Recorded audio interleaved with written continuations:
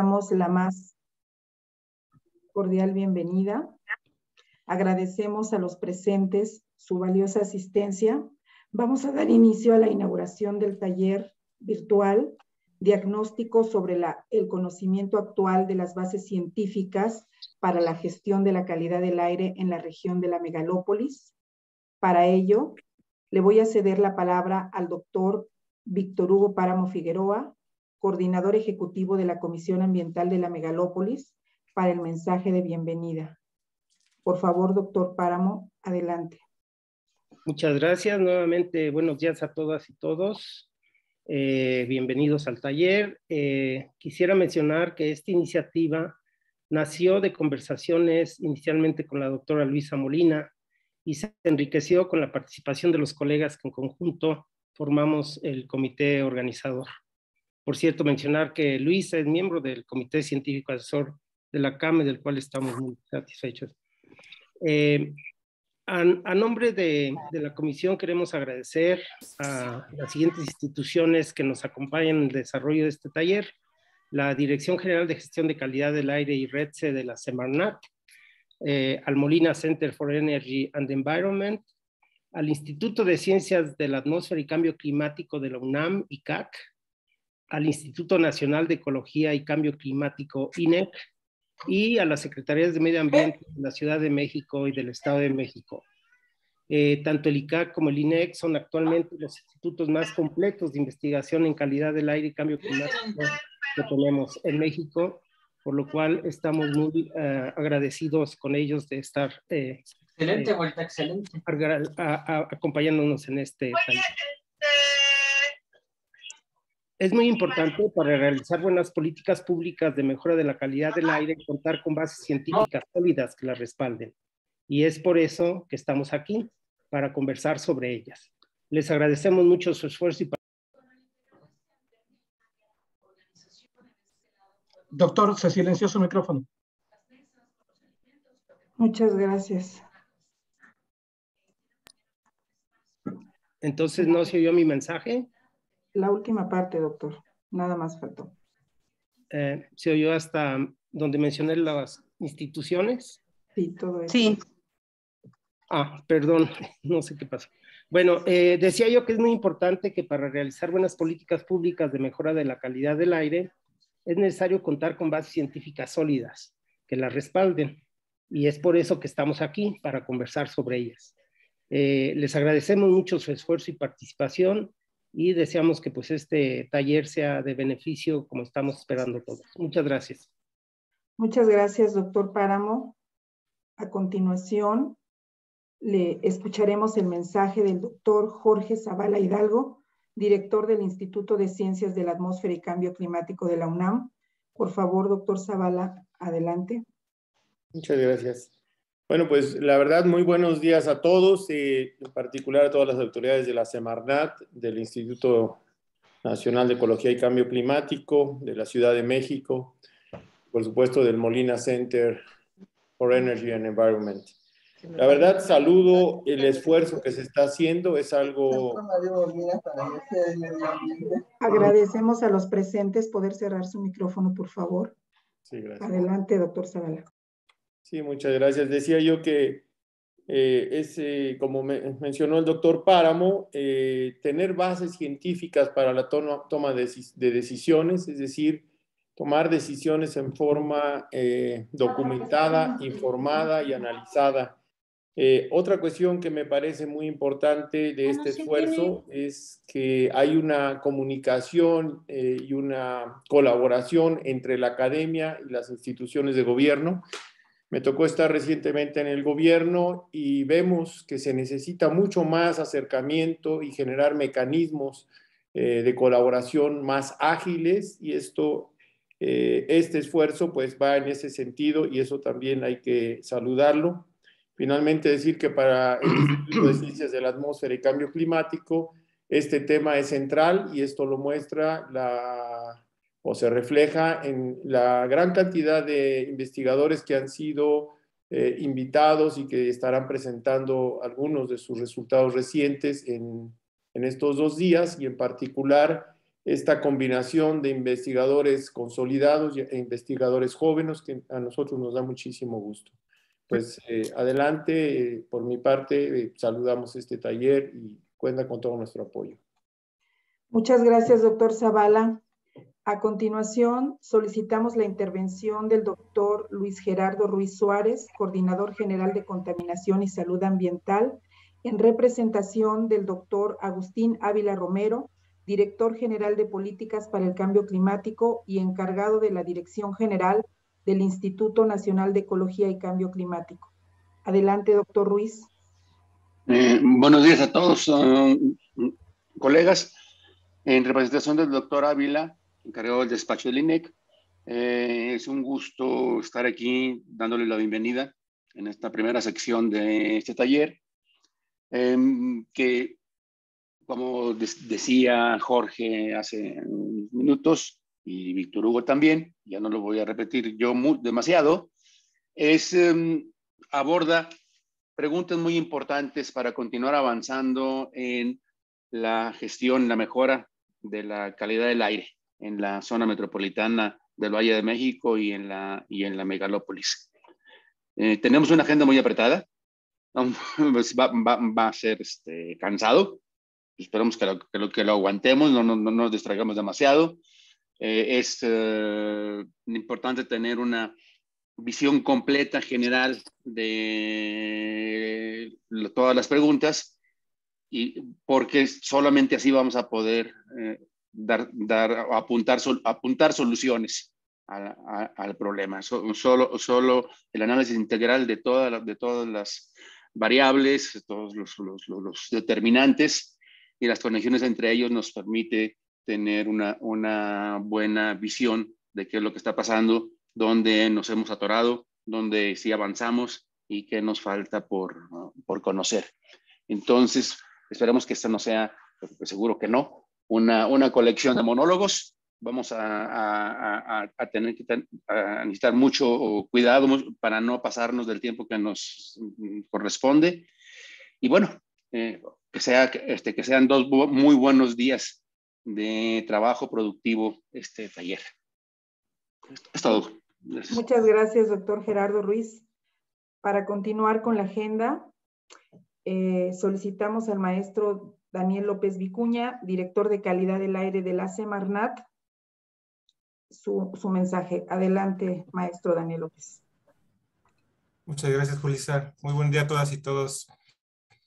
Pues no repetiré tanto sobre lo que ya han dicho. Creo que es muy importante estar aquí todos y todas reunidos. Me da mucho gusto porque también, como ustedes saben, desde el sector público, como ya lo señalaba el doctor Zavala, se presentan muchos retos día a día, y luego es complicado entrar en sintonía también con lo que se está llevando desde la parte científica. Entonces, para nosotros es agradable tener este espacio ahorita de discusión entre amigos y amigas. Como lo señalaban, hay muchas preguntas que quisiéramos discutir ahora, poner sobre la mesa.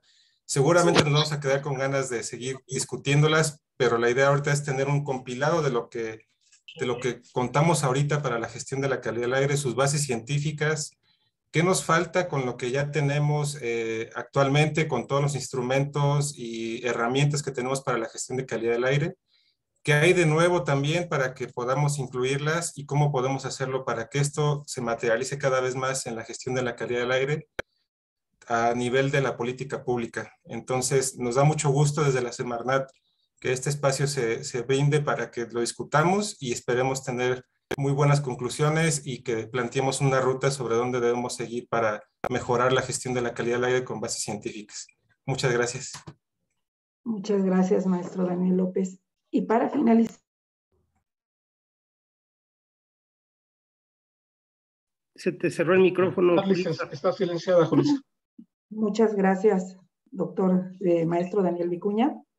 Para finalizar la inauguración de este taller, cedo la palabra a la doctora Luisa Tan Molina, directora de Molina Center for Energy and the Environment, quien nos hablará de los propósitos y la dinámica del taller. Adelante, doctora Molina. Gracias. Buenos días a todos y todas. Agradecemos a todos cerrar sus micrófonos, por favor. Adelante. Can I see the presentation? Thank you. All right, so let me get started. I just have to see my, so again, buenos días a todos y todas, or good morning. I'm going to speak in English. I'm the only one because everything else is going to be in Spanish. So let me just put it in the context why we have this meeting. So as we know that Mexico City is one of the largest mega cities in the world, and it has undergone massive transformation in urbanization and demographics throughout its history. And as a result of the rapid population growth, the uncontrolled urban development, high rate of motorization, and industrialization, a constrained basin at high altitude, and intense solar radiation, the metropolitan area of Mexico City had severe air pollution problems from both primary and secondary pollutants in the 1980s. Now, after 3 decades of comprehensive air quality management program based on scientific, technical, social, and political considerations, Mexico City has succeeded in dramatically reducing the air pollutants and improving the public health. However, like some other large cities around the world, substantial improvements in air quality have not been achieved recently. So the concentration, especially recently the lockdown measures enacted in response to COVID-19 pandemic have demonstrated that even drastic reduction in economic activities and vehicular traffic had relatively minor impacts on ozone and fine particulate levels. So Mexico City has a robust air quality monitoring network and an updated emission inventory that provide the data needed for daily air quality forecasting.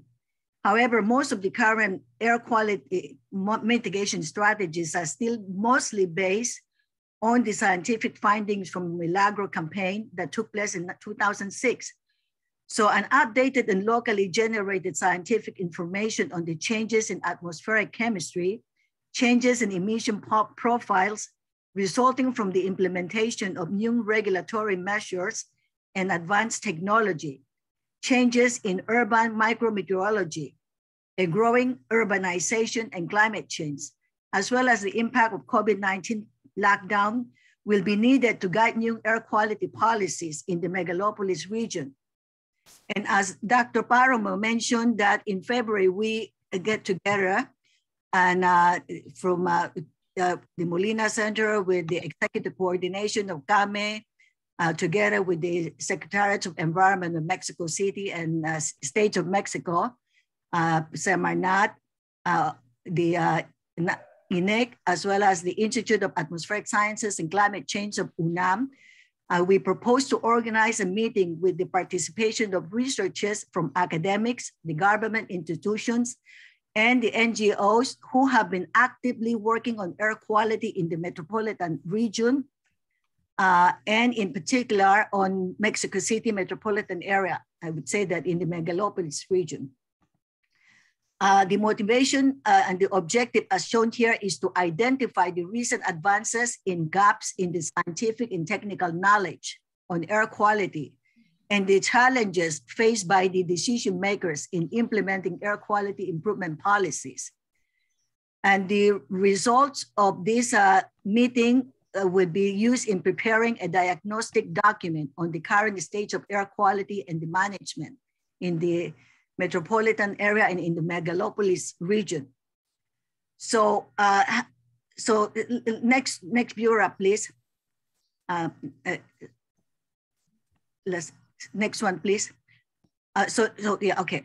So we are very pleased that we received positive responses from the scientific and policy communities. Sorry, go back. Yeah, in the La anterior. Yes, sí, gracias. From the scientific and the policy community to the convocatoria, which make it possible for us to have a full agenda covering various topics. On the other hand, so on the other hand, in order to keep the meeting within schedule, we will not have sufficient time for discussion during the meeting. Nevertheless, there will be a sufficient opportunity for the panelists and the attendees to contribute to the document that we will be preparing. So I just wanted, this is just to mention that the presenter, please, I have sent, I think that you already received a lot of information and then about the time allocated for your talk. So please to keep within your allocated time so that we are not going to go over the session. And so and then we also invite, as I mentioned, that we invite the moderators and the panelists after the meeting to please share with us any additional information. And then during the session, if there are any questions, please use the chat box, okay? And if time's allowed, this will be responded during the discussion. Otherwise, the speakers will respond to the questions or comments after the meeting. Now, and also just at the bottom, it's that all of the presentation this morning or up to 2:30, all of the information will be available. It will be posted in CAME website, and the videotapes will be available next Monday. So again, so just to close it, so I just wanted let me show, please let me show the next two view graph just very quickly. The next one, please. La siguiente, por favor. Sí, gracias. So here I just show you that, as I mentioned, that we have received very good responses from the scientific and the policy community. So you see that the agenda is very full, and in spite of the pandemic, actually, there has been a lot of work that has been done. And so you will hear today and tomorrow. So finally, I just want, next one, please, just very quickly. This is day one. And then tomorrow. La siguiente, Israel. La siguiente, por favor. Okay, so these are just an overview, but the moderator would show you a much more a detailed agenda, also that this is being sent to all of the participants. So finally, I wanted to thank the members of the organizing committee for the contribution in making this, in working together with preparing the agenda. And I wanted especially to thank the CAME team for the logistic support, which could not be possible for us to put this together. Okay, so we look forward to a productive meeting. Thank you very much. Gracias. Thanks, doctora Luisa Tan Molina. Muchas gracias.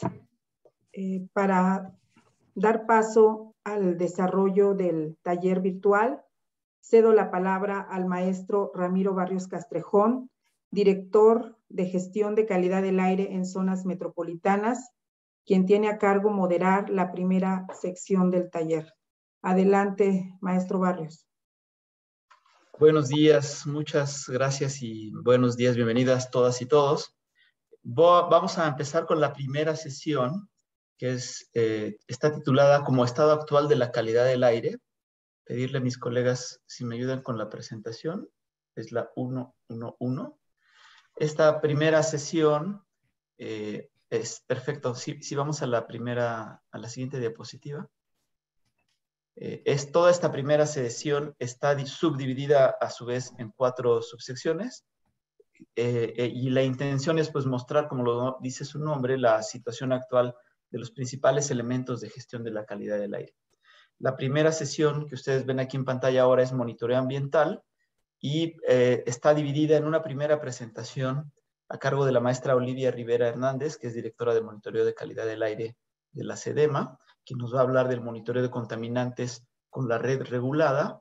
Es la red que se usa para comparar contra las normas oficiales mexicanas de calidad del aire. Después vendrá una muy breve presentación del doctor Rodolfo Sosa Echeverría, quien es investigador del Instituto de Ciencias de la Atmósfera y Cambio Climático. También una breve presentación muy concisa del doctor José Abraham Ortínez Álvarez, que es director de Transporte e Impacto de Contaminantes Atmosféricos en el INEC. Y finalmente también una presentación muy breve, muy concisa del doctor Jorge Zavala Hidalgo, quien es el director del Instituto de Ciencias de la Atmósfera y Cambio Climático de la UNAM. Entonces, para empezar, pediríamos por favor a la maestra Olivia Rivera Hernández, directora de Monitoreo de Calidad del Aire de la Secretaría de Medio Ambiente en la Ciudad de México, que nos dé su presentación Monitoreo de Contaminantes con la Red Regulada. Gracias, Ramiro, y buenos días a todos. ¿Pueden poner la presentación, por favor? Sí, la presentación es la que tiene el título 1.1.2, Monitoreo Ambiental. Un segundo, ¿eh? Sí, gracias. Como dijo la doctora Luisa, tenemos muchas presentaciones, entonces hay muchos archivos.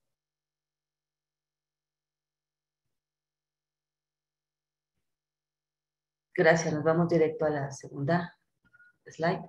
¿Qué podemos aprender de las tendencias de los contaminantes a mediano y largo plazo? En el sistema de monitoreo, durante la medición de los contaminantes, hemos visto que en los últimos 10 años hay una reducción de los contaminantes criterio. Sin embargo, esta no es tan significativa como la que observamos en la década de los 90, cuando se concentraron las acciones y esfuerzos para la reducción y mitigación de las emisiones en la Ciudad de México y Valle de México, y también los esfuerzos normativos. En los últimos 10 años, el monóxido de carbono ha tenido una reducción de 65.14%, la que sigue. El dióxido de nitrógeno tuvo un decremento de 25.9%, la que sigue, por favor. El dióxido de azufre, un decremento de 45.99%, si bien este no se genera en Ciudad de México, la mayor parte más bien viene de lo que es la región Tula-Tepeji. Aún así se ha visto un decremento en las concentraciones. La que sigue, por favor. El ozono ha tenido un decremento, digamos que mínimo, 4.54% en los últimos 10 años. Y bueno, este es un tema el cual provoca discusión en este taller, ¿no? Que esperemos podamos tener más luz hacia dónde tenemos que dirigir los esfuerzos. La que sigue. Las partículas menores a 10 micrómetros también presentan un decremento de los últimos 10 años del 26.60%. La que sigue. En las partículas 2.5 vemos también un decremento del 11.93%. La que sigue. Y entramos a lo que son las variedades meteorológicas. Estas, si bien tienen cambios en el largo plazo, no tan corto como lo que vimos anteriormente, vemos que la temperatura medida por las estaciones de la red meteorológica registran un incremento de 1.4%, 1.4 grados Celsius, que equivalente al 8.10% en los niveles, ¿no? Este también es un reto al cual nos enfrentamos por problemas de cambio climático. La que sigue. La radiación solar también muestra un incremento del 15.76% en las estaciones que tiene el sistema de monitoreo, ¿no? La que sigue. Como saben, uno de los retos a los que nos enfrentamos ahorita en el monitoreo de calidad del aire es el uso de estos sensores de bajo costo, que si bien tienen sus beneficios, también hay que saber cómo explotar esos beneficios, ¿no? Estos dispositivos de bajo costo no son regulatorios, por lo tanto no podemos prescindir de las redes reguladas, ¿no? Y tenemos que tener muy claros para qué necesitamos este tipo de dispositivos si queremos incluirlos en la ciudad, en el monitoreo tradicional, ¿no? Hemos visto ya que ciudades como Londres, Estados Unidos, San Francisco y otras han invadido su ciudad con este tipo de dispositivos, brindando una mayor información de cómo se encuentra la contaminación a escalas micro dentro de lo que es las ciudades.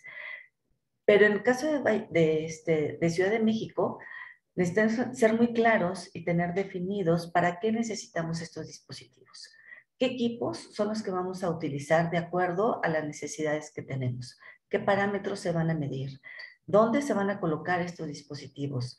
¿Cómo impacta esto en la operación y validación de datos? Y esto sí lo dejo en negrillas. ¿Por qué?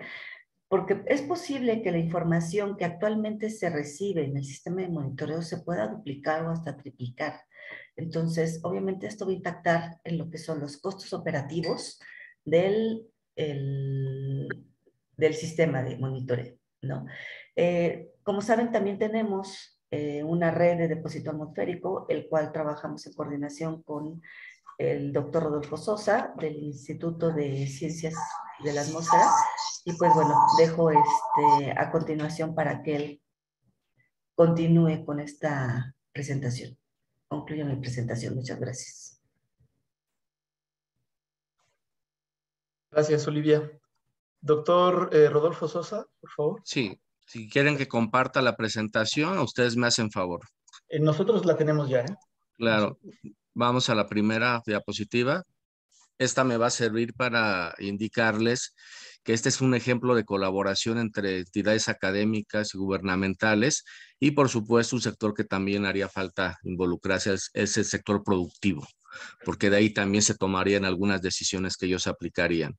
Y pues son muchísimos los que están trabajando, tanto por parte de la SEDEMA como por parte de la UNAM, y pues ahí están todos sus nombres. Continuamos, por favor, con la siguiente. Como antecedente, quiero mencionar también el interés por parte del gobierno. Eso fue hace algunos años, se hizo el estado del arte sobre depósito atmosférico en México. Y en la siguiente podemos observar que los estudios sobre depósito atmosférico datan de los años 80 e instituciones como la universidad lo han llevado a cabo prácticamente de manera ininterrumpida, aunque existen esfuerzos, algunas campañas por diferentes sectores que son muy valiosos, pero también la importancia para la toma de decisiones, tener estaciones de monitoreo que operen permanentemente. Y aquí nuevamente el equipo entre el sector gobierno y entre el sector académico. La siguiente. De este trabajo, en estas nubecitas que ahí están marcadas en el mapa, son los sitios donde alguna vez se hizo una evaluación del depósito atmosférico. Si nos preguntamos cuáles son las que funcionan actualmente, son muy pocas.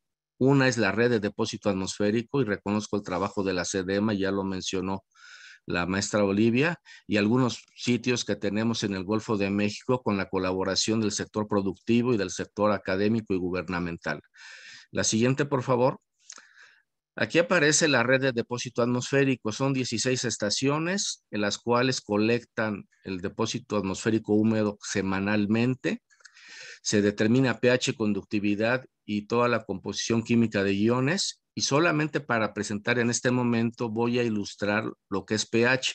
Cuando vean los colores azules, estamos hablando de lluvia que es no ácida, y los colores marrón o amarillo marrón sería ya lluvia ácida. Entonces presentamos la siguiente. Van a ver el movimiento, por favor, y yo les voy indicando. Aquí es importante la variación temporal. Esto está desde 2003. Y la variación espacial, son 16 estaciones. No quiere decir que no se necesite fortalecer, pero hay información muy valiosa que debemos de considerar para proteger tanto a la población, ecosistemas, materiales, etcétera. La siguiente, por favor.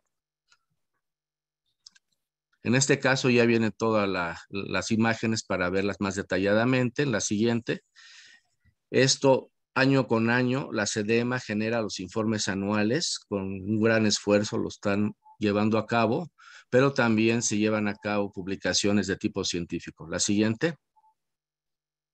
Algunos de los principales hallazgos. Si graficamos las estaciones de la REDA con respecto a la altura y las distribuimos en toda la zona metropolitana de la Ciudad de México, este es un ejemplo para el ion hidronio. La mayor acidez está en el sur, por factores meteorológicos y también por la presencia de menos agentes neutralizantes. La siguiente, por favor. Otro indicador, no voy a hablar de todos, son cientos. Otro indicador es la relación amonio-nitrato. Un tema de vanguardia es nitrógeno reactivo. ¿Qué forma del nitrógeno es el que más está presente? En depósito atmosférico húmedo hemos visto que la parte reducida, es decir, amonio, está sobre la parte oxidada como lo que es nitrato. Y si observamos, la zona este-noreste es la que presenta mayor nivel de este indicador. Y ahí está la presencia de tiraderos y rellenos sanitarios. Continuamos. ¿Cómo ligamos esto a lo largo del tiempo? Calidad del aire, depósito atmosférico y estrategias. Desde principios de los 90, varias estrategias que fueron aplicadas fueron para reducir óxidos de azufre, partículas. Cambio de combustible a gas natural en las termoeléctricas en el interior de la zona metropolitana, cierre de la refinería 18 de marzo. Ahí está la prueba, el SO2 bajó. Pero si ven la información de muchos años de trabajo en la red, el sulfato sigue siendo el mayor componente de la lluvia. O sea que el azufre en esa forma sigue estando presente. Entonces las estrategias deben de aplicarse no solo en el interior de la zona metropolitana, sino al exterior. La siguiente, por favor. Viendo meteorología, la REDA colecta semanalmente las muestras. En Ciudad Universitaria colectamos diario, lo asociamos por evento y aparte semanal. En la izquierda tenemos los eventos o relacionándolos con meteorología que fueron con un pH menor a 5.6, es decir, lluvia ácida, provienen del norte. Y en la derecha tenemos los que son no ácidos. Claramente está que provienen del sur. Entonces estamos ligando calidad del aire, depósito atmosférico, meteorología y toma de decisiones. La siguiente, por favor. Un minuto, por favor, doctor. Sí, gracias. Aquí vemos pues, que hay que ligarlo con estrategias de control. Y el cambiar de combustible a gas natural ayudaría, pero cambiar de combustible a gas natural, el problema de CO2 se va a mantener. O sea, cambio climático no se estaría atacando solamente con cambio a gas natural. La siguiente, la importancia es esto trabajarlo a nivel internacional.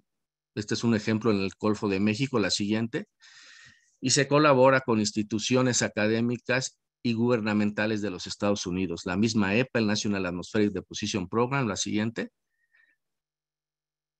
Y un tema de vanguardia es nitrógeno reactivo.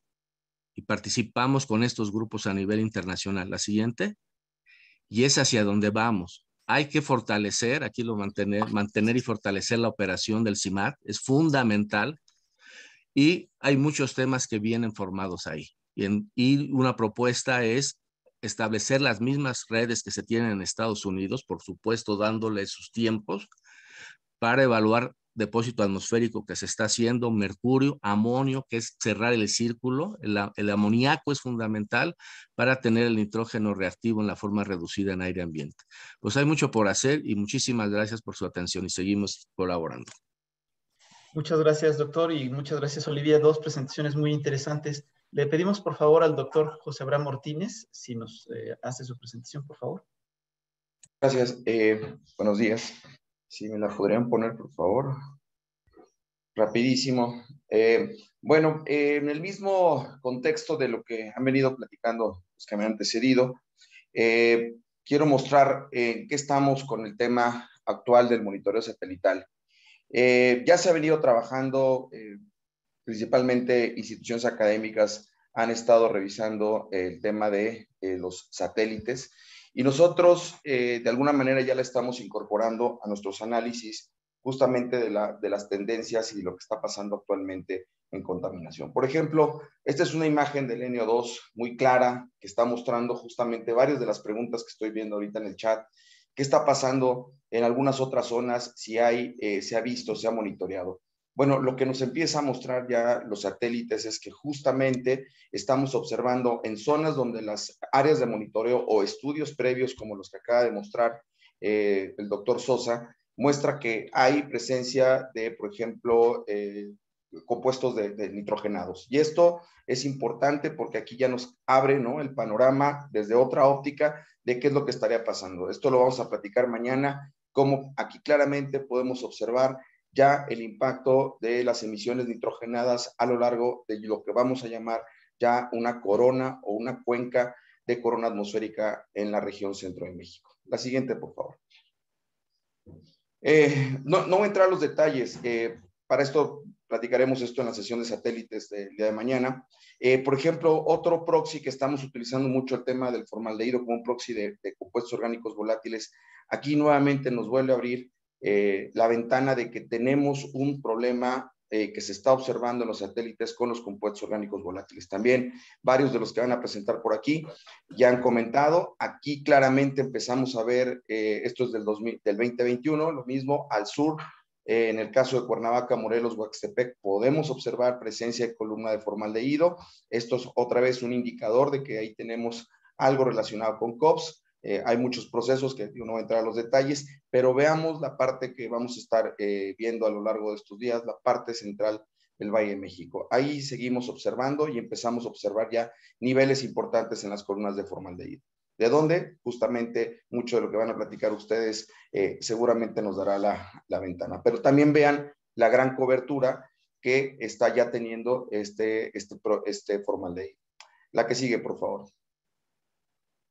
En el caso del SO2, mencionaba ahorita el doctor Sosa, dice, estoy encontrando altos niveles. Aquí tenemos una imagen clara del satélite 2021 de dióxido de azufre. Tula Tepeji es una de las zonas más importantes en términos de la observación de columna de CO2, donde vemos hasta dónde puede tener el impacto. Vemos claramente que hay una conectividad. Ya también, esto, ojo, hay que tener claridad que es una imagen, es una foto. Esto una vez que lo conectamos con la dinámica atmosférica, podemos ya establecer transporte e impacto de estos contaminantes hacia zonas específicas derivado de las temporalidades que tengamos. Aquí también vemos el caso del popo. El popo aparece de manera frecuente, entonces mucha de la información que estamos observando sería muy importante que pudiéramos contrastarla con observaciones en superficie como las que hemos estado el doctor Sosa. La que sigue, por favor. Algo que también estamos observando es el índice de aerosol. Aquí, por ejemplo, es una imagen, estoy contrastando la parte de la zona metropolitana. Lo estoy realzando literalmente como viene en la imagen. No he hecho ninguna modificación. Aquí lo que podemos observar, por ejemplo, en el Valle de México, es como la zona de Tizayuca, la zona norte del centro o de la zona metropolitana, hay presencia elevada de índice de aerosol, varios factores que pueden ser. Aquí podemos observar quemas, tolvaneras y algunos otros procesos. En el lado derecho lo quise contrastar, solo para que se den una idea, en la zona de Gómez Palacio, allá en Torreón, tenemos una presencia muy elevada del índice de aerosol que se vio o se está viendo de manera frecuente y anualmente, y esto se debe justamente a la zona del lago, del lago que está ahí desértico, que levanta finalmente, resuspende el suelo y observamos altas concentraciones que finalmente van hacia la zona de Torreón. La última, por favor, creo que es la que sigue. Y bueno, nada más para terminar, vamos a platicar esto el día de mañana. Simplemente quiero mostrar que ya tenemos un avance, estamos trabajando con instituciones, la Agencia Espacial Mexicana, el INEC y otras instituciones como la UNAM, y vamos a incorporar a varias. Dentro de estos programas de observación satelital viene el programa TEMPO, que va a ser una de las plataformas más importantes, porque estas imágenes que estamos utilizando, muchas de ellas tienen resolución solo diaria, y lo que vamos a observar ya con resoluciones tipo TEMPO es poder verlas de manera continua. Entonces, esto es lo que estamos poniendo ya a disposición también de muchos de los usuarios, información satelital. Gracias. Muchas gracias, doctor Abraham Martínez. Pediríamos, por favor, al doctor Jorge Zavala, director del Instituto de Ciencias de la Atmósfera, si nos hace su presentación, por favor. Sí, cómo no. Bueno, me pidieron que hablara brevemente sobre las condiciones meteorológicas y climatológicas cambiantes en la zona del centro del país. En la que sigue, por favor. Sí, de todas maneras, sí quisiera comentar que nuestro instituto, además de hacer meteorología y climatología, bueno, pues se tienen redes de observación de condiciones meteorológicas y de calidad del aire. La ROA y el PEMBU, se tienen laboratorios y equipos que permiten pues, determinar las concentraciones, la composición de los contaminantes y también sus impactos en la salud. También, y sobre todo, lo más importante, se cuenta con personal altamente especializado en estos temas, ¿no? Yendo a lo anterior, por favor, yendo al tema directo de la climatología y la calidad del aire, si bien se va a tocar con más detalle durante estos 2 días, sí quisiera reflexionar sobre la importancia que tienen los problemas emergentes, que son la expansión urbana, cómo está cambiando las condiciones meteorológicas y climatológicas de la zona, el propio cambio climático por aumento de la temperatura, como ya se mencionaba, haciendo una sinergia con el crecimiento urbano, la isla de calor urbana. También la propia retroalimentación de los contaminantes que no se ha estudiado suficientemente, es decir, cómo tenemos un microefecto invernadero, no solo por el cambio de la cobertura y uso de suelo, sino también cómo la micro alta concentración, por ejemplo, de CO2 podría retroalimentar las condiciones de la Ciudad de México. También se mencionó la radiación. Entonces, las variables en las cuales tenemos que tener mucha atención, pues son la temperatura, la radiación, no solo la UV, sino en general la radiación solar, la precipitación, hay varios estudios que muestran que ha venido cambiando tanto por la situación del crecimiento urbano, el cambio del uso de suelo, como por el propio cambio climático. Las condiciones de viento, de ventilación, es muy importante comentar que no solo es el viento horizontal, sino también su movimiento vertical y su desplazamiento en 3 dimensiones. Esto está relacionado con las convergencias y divergencias que se dan dentro del centro de México, la propia evolución de la capa límite, que hay estudios en ese sentido.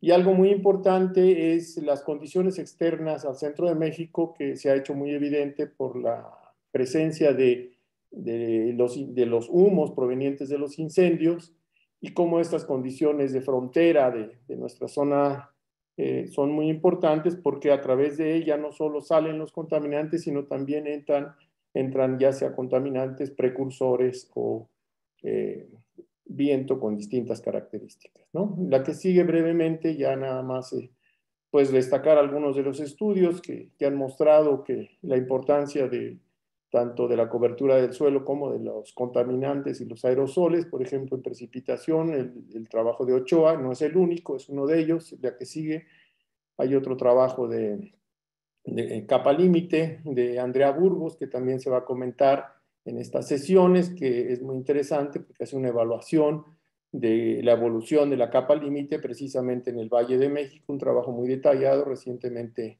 publicado, ¿no? En la que sigue, hay otro trabajo muy interesante de Janet Díaz y de Graciela Raga, en el cual ellas muestran que con varios días de anticipación, los patrones de escala sinóptica se puede analizar y determinar condiciones favorables o desfavorables para la dispersión de contaminantes. Y esto, dada la dificultad a veces de pronosticar con muchos días de anticipación, más allá de 48 horas, por cuestiones de cómputo o por otras razones, siendo los patrones sinópticos con una evolución de varios días de anticipación, se puede determinar o tener una idea de cómo va a estar las condiciones. Y esto pues son cosas también recientemente publicadas. En la que sigue, se hizo un estudio en el proyecto de CAIM, financiado por el INEC,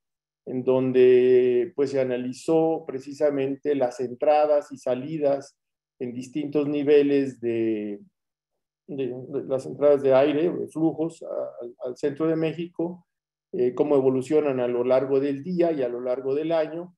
Y esto ayuda a entender también mucho la dispersión de los contaminantes y las entradas, ¿no? Entonces, brevemente, pues eso es lo que algunos de los temas que son emergentes, en los cuales hay que seguir trabajando y que en estos días se van a comentar con mayor detalle, ¿no? Viene una lista de referencias, pero eso es todo. Muchas gracias. Muchas gracias, doctor Zavala. Le agradezco mucho a la presentadora y los presentadores en este primer panel. Estamos con el tiempo muy estricto. Veo que hay muchos comentarios y muchas preguntas en el chat. Entonces, mi propuesta sería que dejáramos las preguntas al final de la sesión 1. Si tenemos tiempo suficiente, atendemos preguntas que sean muy concisas. Les pediría en ese momento que más que comentarios se hagan preguntas muy concisas. Y entonces ahorita nos moveríamos a la subsección número 1.2, que se refiere a emisiones a la atmósfera. En esta van a participar el maestro Daniel López Vicuña, quien es director de calidad del aire de la Semarnat, el ingeniero Hugo Landa Fonseca, quien es subdirector de gestión y regulación en la Semarnat también, y la maestra Patricia Camacho Rodríguez, quien es directora de proyectos de calidad del aire de la SEDEMA en la Ciudad de México. Tienen una presentación conjunta sobre inventarios de emisiones que nos van a hacer, por favor, el favor de mostrar. Adelante, por favor. Muchas gracias, Ramiro. Si pasan a la siguiente, por favor. Creo que esa no es la presentación, ¿eh? No sé si tengan otra. Hubo una última que se mandó. Porque esta está muy larga.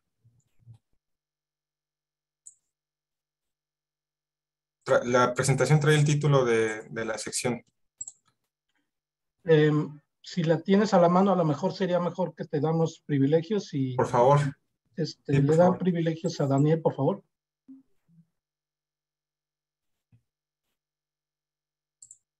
Una disculpa.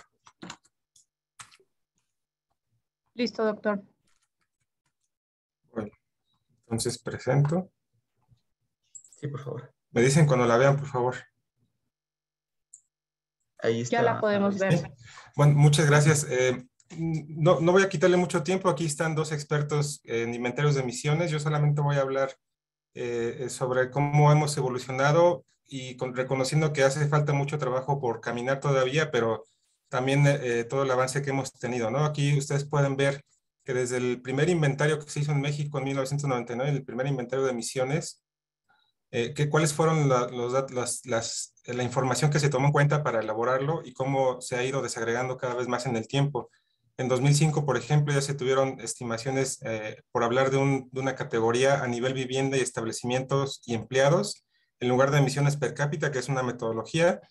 Ya para 2008 estábamos utilizando modelos de cálculo de emisiones ya adaptados y detalle de emisiones de fuentes fijas por equipo de combustión y procesos.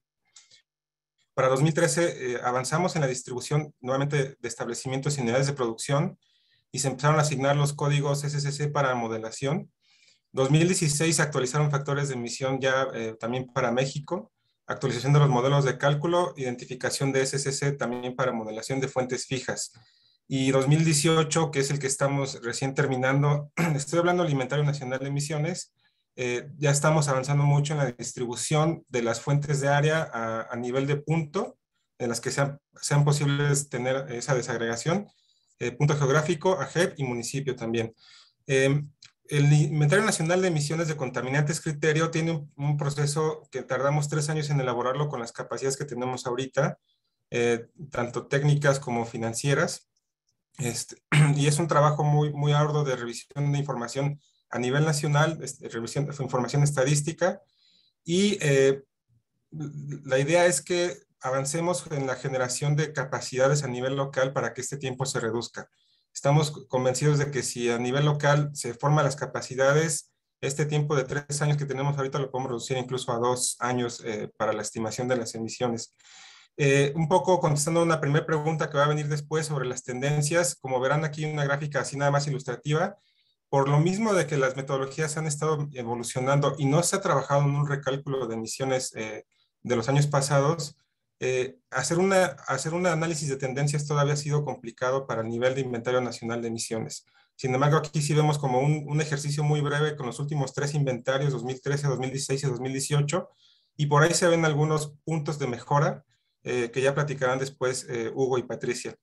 Y nada más esta última gráfica que está abajo a su mano derecha, es la intención que tenemos con los inventarios, el avanzar del top-down a un bottom-up, ir a cada vez más hacia un inventario más detallado para que la modelación que aplican en varias partes en varias instituciones sea cada vez más precisa, con menor incertidumbre, y los modelos de emisiones y de calidad del aire nos den mejor información en sus resultados.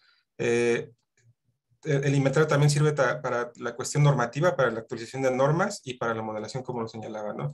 Entonces, bueno, voy a dar paso a las preguntas que intentarán responder Hugo y Patricia.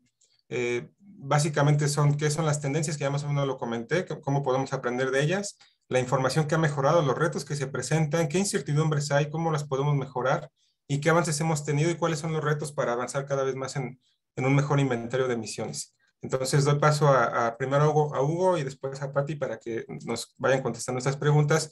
tomando en cuenta que puede haber mejores, más respuestas en esto, ¿no? Y estoy viendo los comentarios que hay muy buenas preguntas ahí que nos pueden ayudar después. Adelante, Hugo. Daniel, gracias. Sí, la idea también sería que no necesariamente hay que responder cada pregunta, sino en términos generales, ¿no? Para mantenernos dentro del tiempo. Muchas gracias. Adelante, Claro. Hugo. Sí, gracias, Hugo Landa por acá. Sí, una de las mejoras que ha habido en el inventario de emisiones de la CAME nacional ha sido mejorar la distribución espacial de las fuentes y de las emisiones. Se ha llegado a los puntos geográficos en la parte de fijas y hemos ido avanzando hasta llegar al nivel de AGEP, considerando el DNU y otra información que nos permite identificar establecimientos a muy buen nivel de detalle y por lo tanto una muy buena distribución. Esa es una de las primeras. La que sigue, por favor. Otra cosa que se ha ido mejorando es el detalle. Por ejemplo, ya nos basamos mucho en lo que es la medición, la verificación y validación de la información. Por ejemplo, para un equipo de combustión debe tener un gasto volumétrico dado, dadas las condiciones de tiempo y de capacidad. Ese es parte o es el principal punto que ahora estamos manejando y va a ser para las actividades de proceso y la combustión que hay en una de ellas. Y como ya vieron en los mapas, la ubicación de cada establecimiento se ha estado revisando con apoyo de servicios sociales y de otras áreas importantes. Para la parte de fuentes de área, se ha venido mejorando el detalle de la información, se han ido actualizando factores de emisiones debido a que cada vez hemos tenido mejor información, por ejemplo, de contenidos de solventes en ciertos productos o en cierta gama de productos como tales. Y hemos avanzado en la sistematización de información y de cálculo de emisiones de algunas de las 33 categorías que tiene el INEM. Recuerden que de estas categorías hay algunas que se van a subdividir un poco más debido a que el manejo de gas LP, por ejemplo, tiene muchas otras puntos de emisión. Y en lo que sería fuentes móviles, ahorita se trabaja muy fuerte con la CAME para actualizar el modelo MUPS. Y este nos va a permitir considerar mejor las condiciones en las que operan los vehículos, son muy importantes. La que sigue, por favor. En este punto le paso la palabra a la maestra Patricia y regreso yo para cerrar. Adelante, Pati. Hola, muy buenos días. Bueno, continuando con estas mejoras de los inventarios de emisiones, yo me voy a centrar un poco más en el inventario de la zona metropolitana. Nosotros estimamos en coordinación con el Estado de México y el Estado de Hidalgo, el inventario de la zona metropolitana, que incluye toda la Ciudad de México y 59 municipios del Estado de México, más Tizayuca.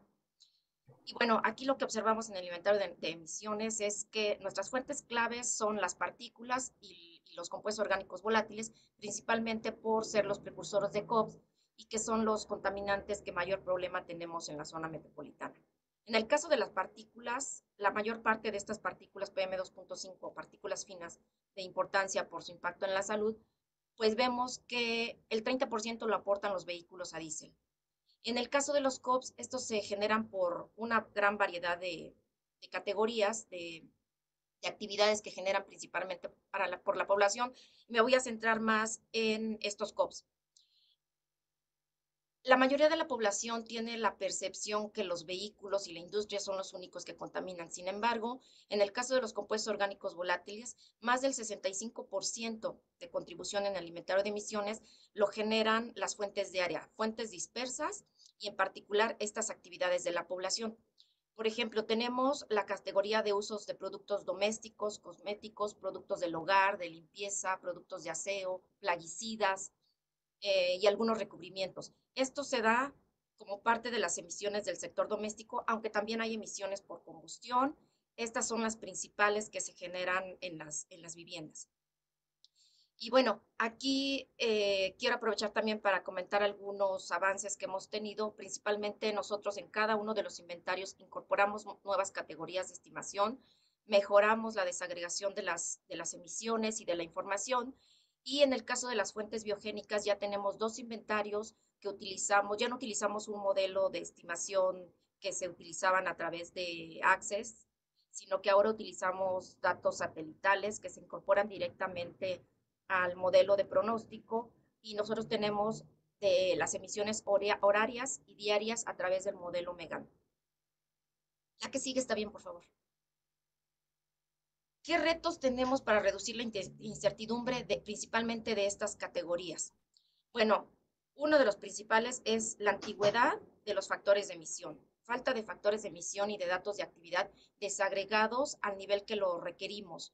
Por ejemplo, tenemos factores de emisión de hace 20 años, ¿no? Sabemos que es caro hacer factores de emisión, pero sí necesitamos de estos datos para tener mejores estimaciones y tener datos sustentados. Falta de normatividad que establezca una línea base homologada y sustentada. Existen normas locales que nosotros aplicamos, sin embargo, sería conveniente que estas igual se aplicaran a nivel CAME, a nivel nacional. Las estadísticas de consumos y ventas por entidad. Normalmente muchas estadísticas, muchos valores de ventas están a nivel nacional y nosotros con alguna variable tendremos que estarlas bajando a nivel entidad. Entonces, es importante contar con estos datos a nivel entidad e incluso hasta a nivel municipal, considerando las distribuciones espaciales que ahora se hacen para los inventarios de modelación. Los perfiles de especiación de compuestos orgánicos volátiles y principalmente también de compuestos tóxicos. Alrededor del 30% de los COP son compuestos tóxicos. Nosotros estimamos más de 150 compuestos tóxicos y básicamente lo hacemos a través de un perfil de especiación. Sin embargo, no tenemos perfiles locales, son muy pocas las categorías que tienen perfiles de especiación local. No tenemos, en algunos casos, la información validada de primera fuente. Nosotros utilizamos, como ya les mencionaba, estadísticas, nos basamos en la LAU, en la COA, y a veces la información no es lo suficientemente concisa, homologada, para utilizarla tal cual, ¿no? Se necesita validarla, llevar un proceso de depuración. Todas estas, pues, son parte de las incertidumbres de las estimaciones del inventario.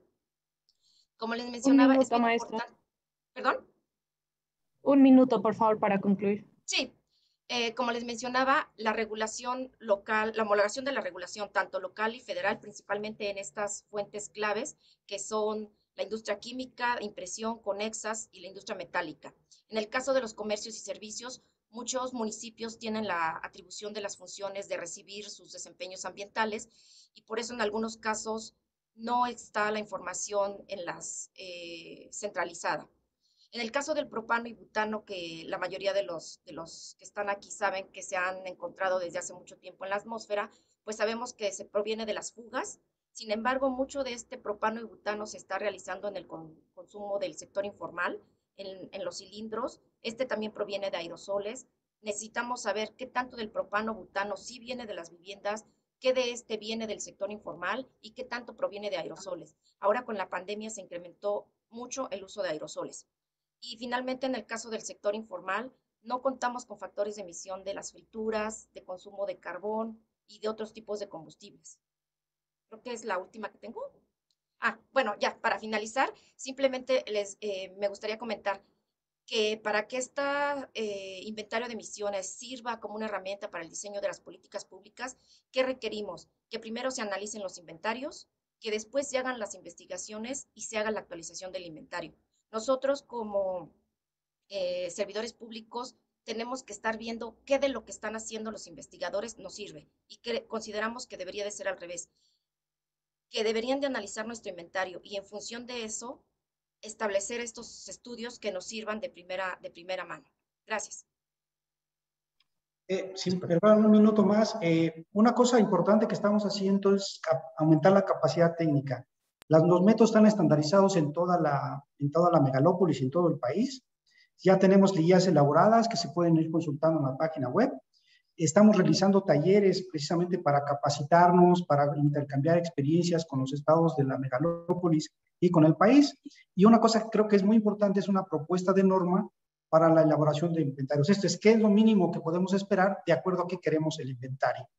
Y la siguiente, por favor. ¿Cuáles son de los retos? Creo que ya algunos los mencionó Patti, estamos totalmente de acuerdo. Hay que mejorar los métodos de cálculo, actualizarlos.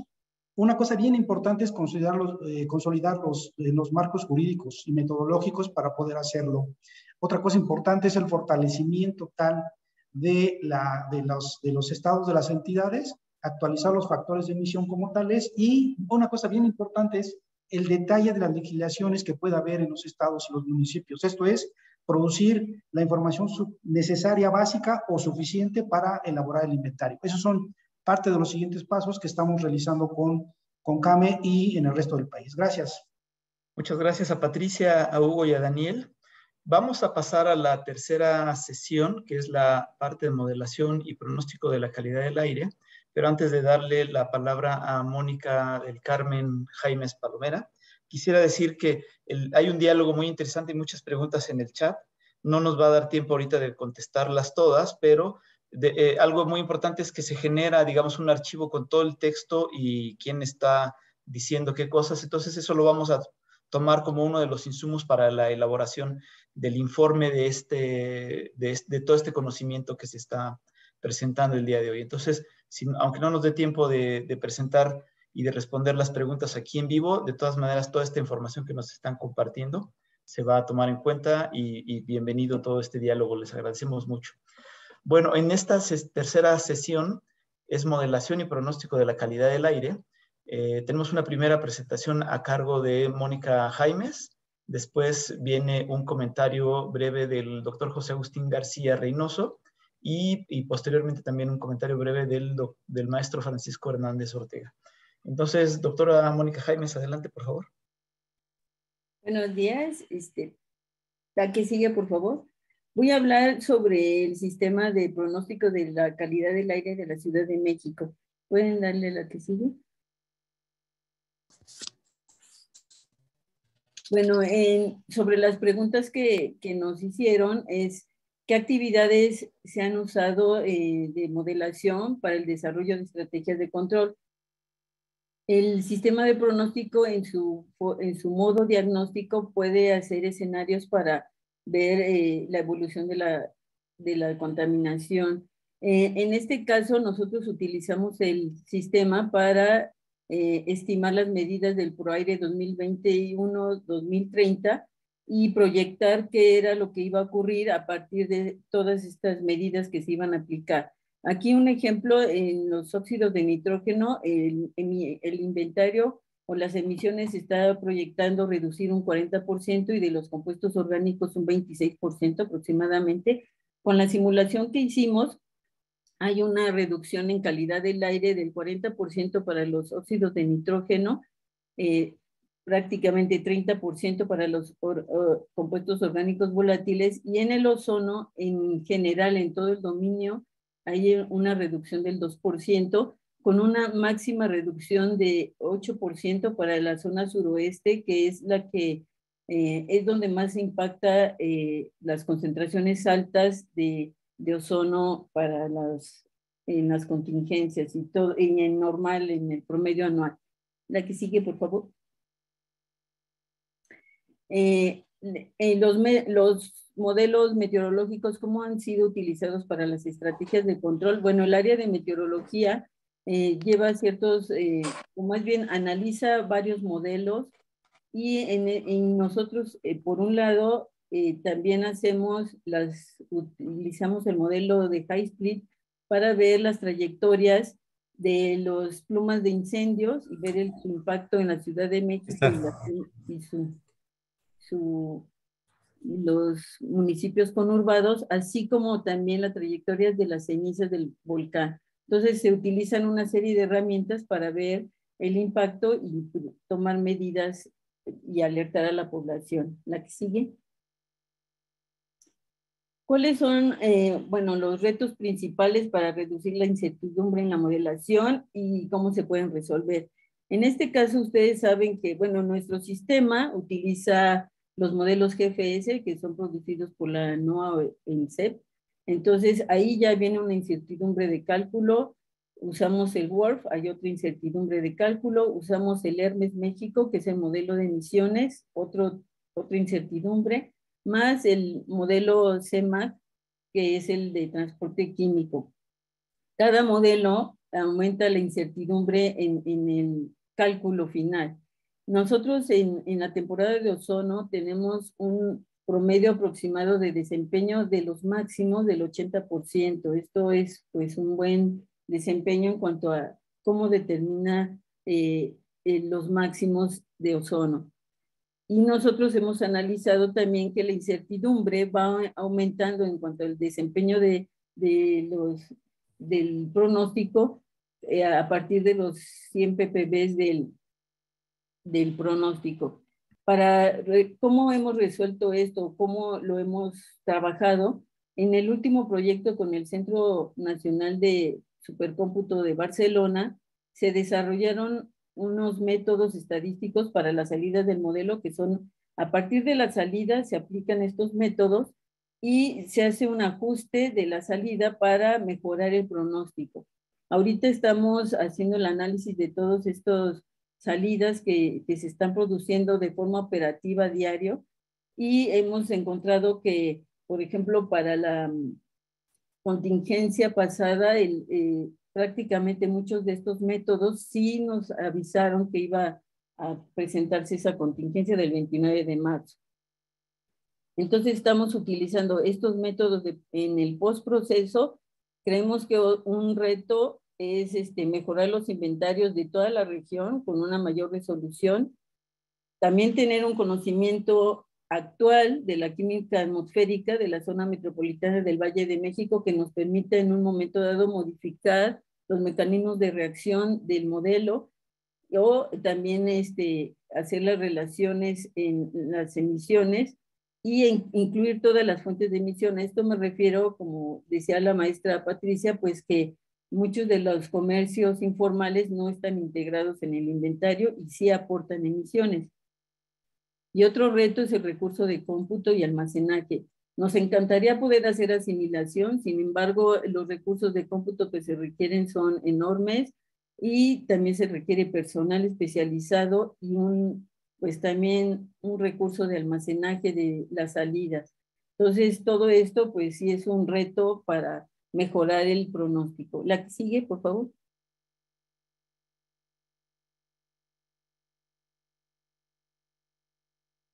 La que sigue.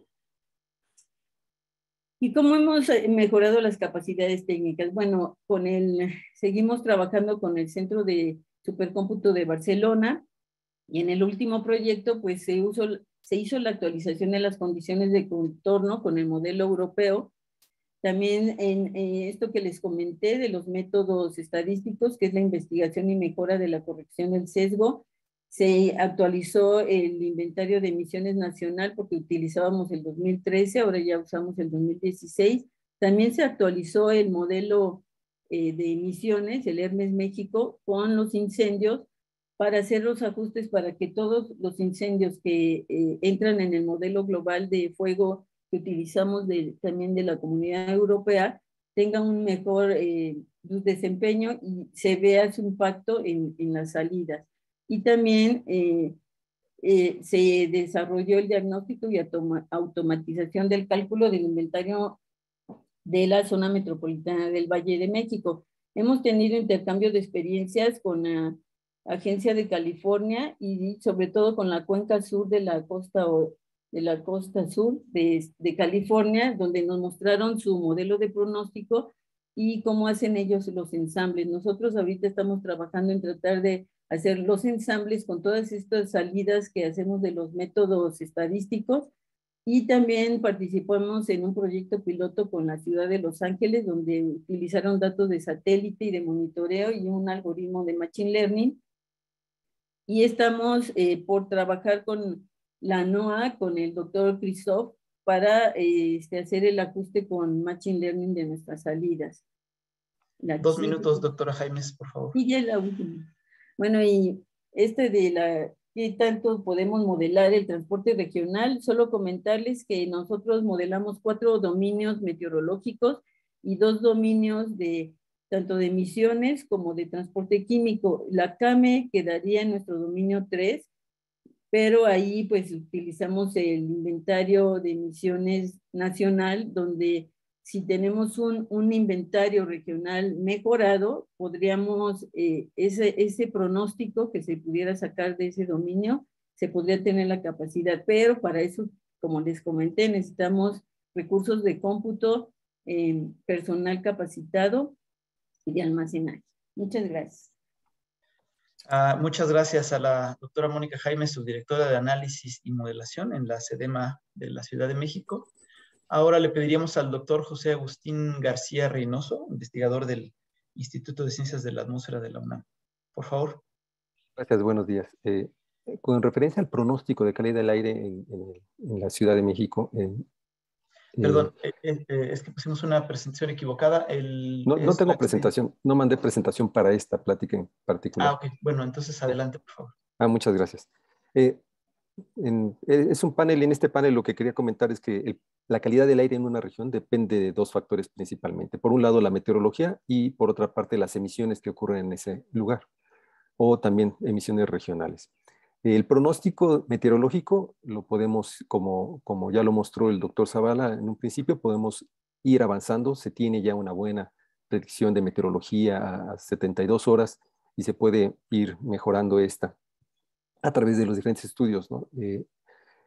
Lo que hemos observado dentro del pronóstico también, que una parte muy importante son las emisiones. Las emisiones, si bien son buenas para la Ciudad de México, desafortunadamente el pronóstico empieza a tener una desviación importante una vez que hay contribución de zonas aledañas, ¿no? Estamos hablando de incendios, estamos hablando de emisiones fuera del Valle de México, las cuales puedan hacer que se tenga mala calidad del aire. Ya lo hemos tenido en algunas ocasiones donde ha habido incendios importantes hacia Morelos o en los volcanes, y esto ha hecho que tanto las partículas como ozono se vean incrementados.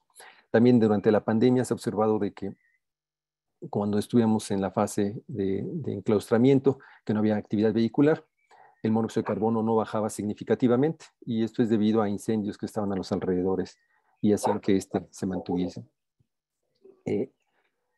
Comentaba en la parte de incertidumbres, ¿no? Como comentaba la doctora Mónica Jaimes, tiene que ver con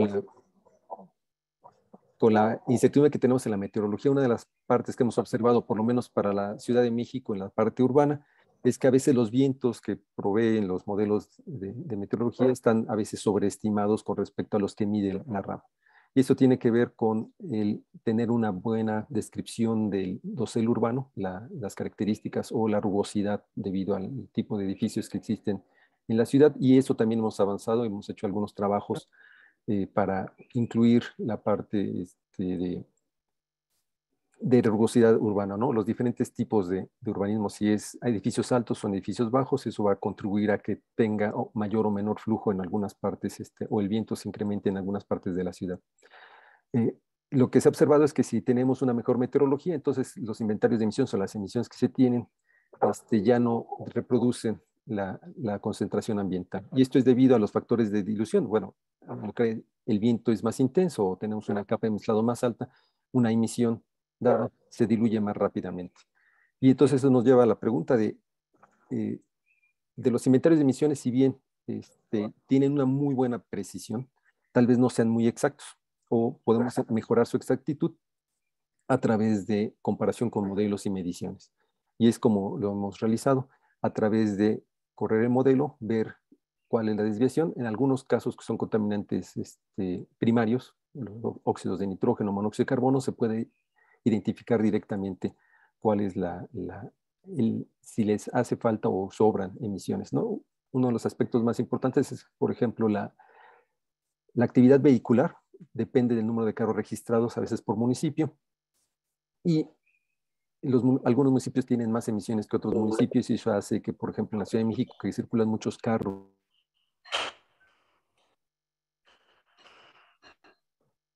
perdón, me silenciaron, comentaba de que en algunos municipios los carros están registrados en una parte y circulan en otro lado, y eso hace que la contribución de sus emisiones actualmente no esté considerada muy precisa en su ubicación. No sabemos del inventario nacional es cómo viene esta información. Un minuto, doctor, por favor.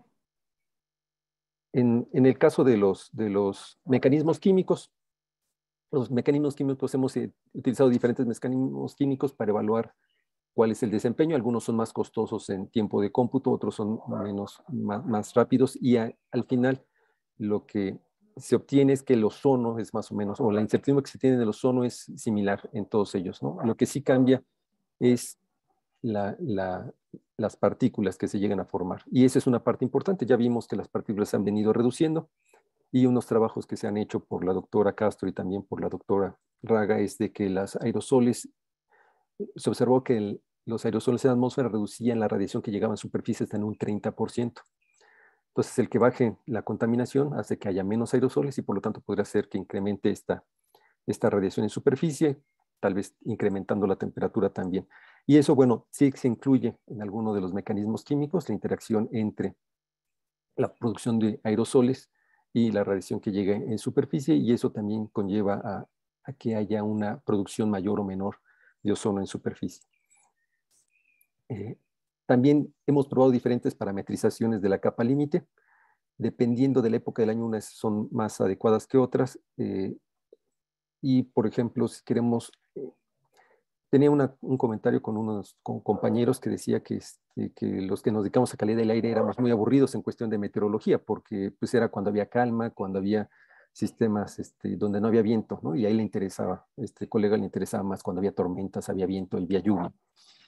Y para ese caso, bueno, los modelos llegan a reproducir estos eventos con vientos intensos y un error de 1 metro por segundo tal vez no sea tan grande cuando estamos hablando de 20, 30 metros por segundo de intensidad de viento contra 1 metro.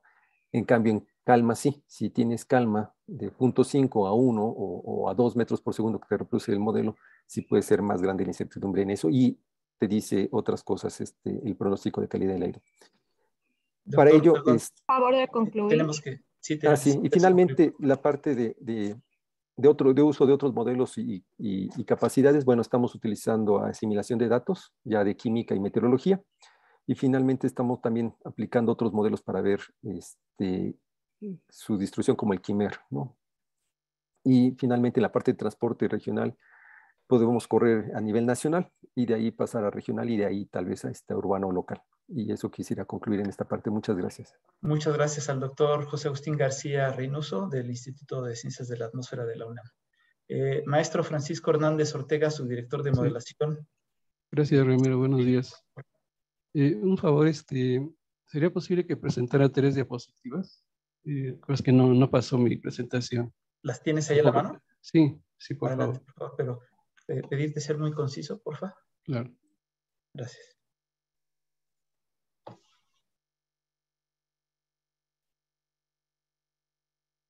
No sé si ahí ya se ve.